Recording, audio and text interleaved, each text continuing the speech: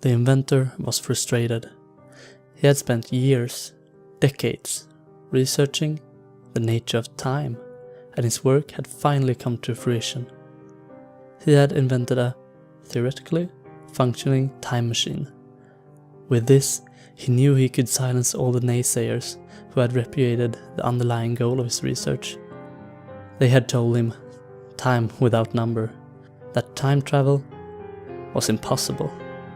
Otherwise, one could create a paradox by, say, going back in time and killing one's grandfather before he had any children, in which case the time traveler would never even exist, and so wouldn't travel back in time to kill his grandfather, thus ensuring the grandfather's procreation and the time traveler's eventual existence, enabling the latter to go back in time and kill.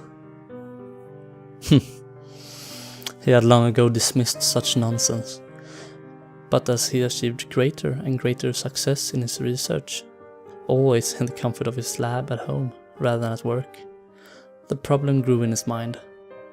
It did not occupy his conscious mind, but his unconscious thoughts were frequently considering it, allowing the better one to step up to the next floor in his mental architecture. This was actually how he did the most of his thinking, with the result being that by the time an idea actually manifested itself in his conscious mind, he had essentially already decided on a course of action. Obviously, he had concluded a man could not travel back in time and prevent the circumstances by which he traveled back in time in the first place. Just as obviously, thus the paradox, there would be nothing to stop a man from doing precisely that once he had already traveled back in time.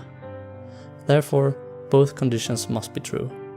A man could travel back in time and kill his grandfather, but then he would continue to exist, and upon his return to the present, he would discover that his grandfather had not been killed. Time travel, in other words, would only allow for observation, not interaction.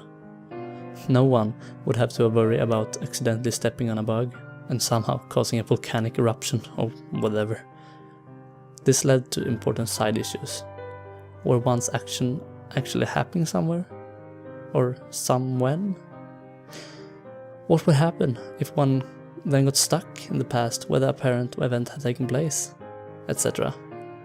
But his subconscious was already working on potential solutions to these questions. As to the main question, he had already decided what to do.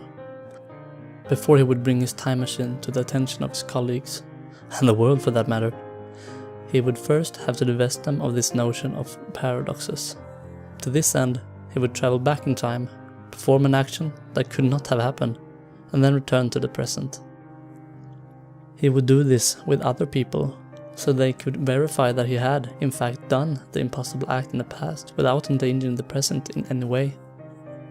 First, though, he would have to do it alone in order to have empirical verification, of a sort, in hand before approaching his colleagues. He did not want to kill his grandfather, and was certain his explanation would not be believable if he got stuck 80 years in the past. So instead, he would travel 5 years into the past and kill himself. His self from 5 years ago, that is.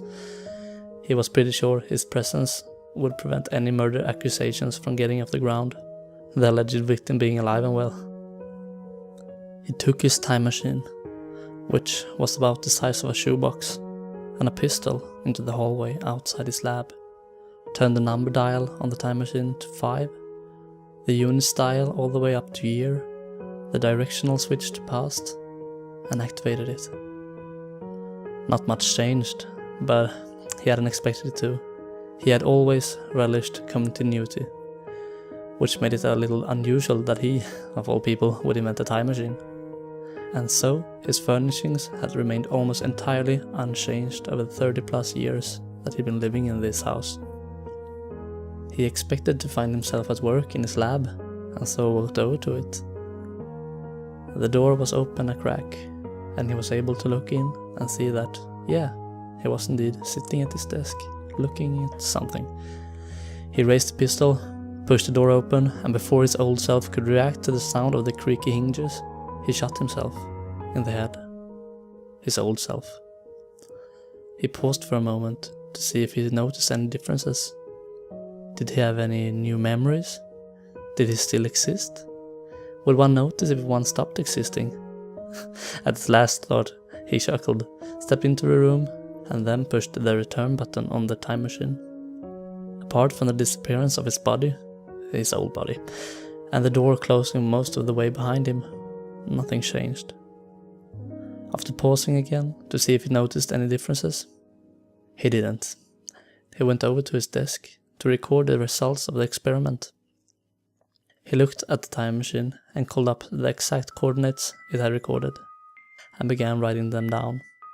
But something was wrong. The coordinates were not what they should have been, not even close. As he finished writing them down, he looked back at the time machine to see what the problem was. The first thing he noticed was that, although he had pushed the directional switch down for past, the switch was sticky and it hadn't clicked over. The second thing he noticed was that, while he had turned the category dial all the way up to year, he accidentally pushed it too far, and since the dial had no stopper, he reset to the smallest unit. He hadn't traveled 5 years into the past, he had traveled 5 minutes into the future. And behind him, the door hinges creaked.